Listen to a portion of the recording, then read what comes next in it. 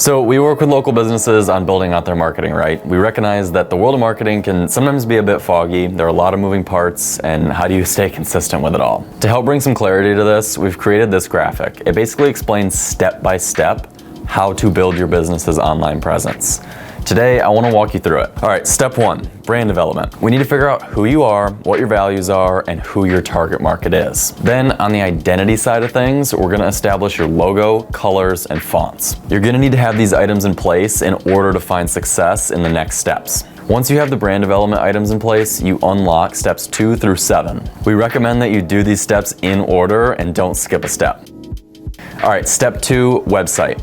This is basically your digital home base. We want to have a proper, well-built website that educates potential customers about what you do, who you are, and how they can get started. Now, a lot of strategy does go into each one of these steps, but for this video, we're going to keep it fairly high level and just understand what the marketing elements are. So that brings us to step 3, content.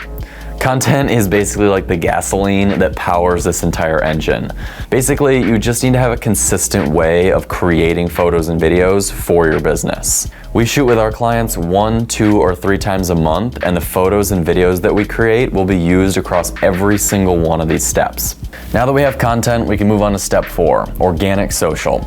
These platforms listed here are the ones that we're recommending local businesses be active on this year. If your website is at the core, then these platforms are the next ring outward. Each of these profiles gives you the opportunity to share your story and connect with potential customers. The beauty of these platforms is they make it super easy for people to click that link in bio and go back to your website. At this point, you can start to see how all these puzzle pieces are connected. A lot of times we will have our clients pause here after step 4, at least for a few months while we get steps 2 through 4 dialed in. Once your website's running smoothly, you've built up a decent media library, and your organic social profiles have content on them, then we can begin to explore advanced marketing efforts if we choose to do so. Now, keep in mind, we often say that steps 2 through 4 are essential, but 5, 6, and 7 are optional based on how aggressive your business goals are. If you want to grow and you want to go really fast, then activations like cold outreach, advertising, and warm outreach will help this wheel spin even faster. Like I said, within each one of these highlighted items is a strategy and tactics, but for this video, I'm going to go ahead and pause here. Now that you understand the available plays, we can begin to think about our own business goals.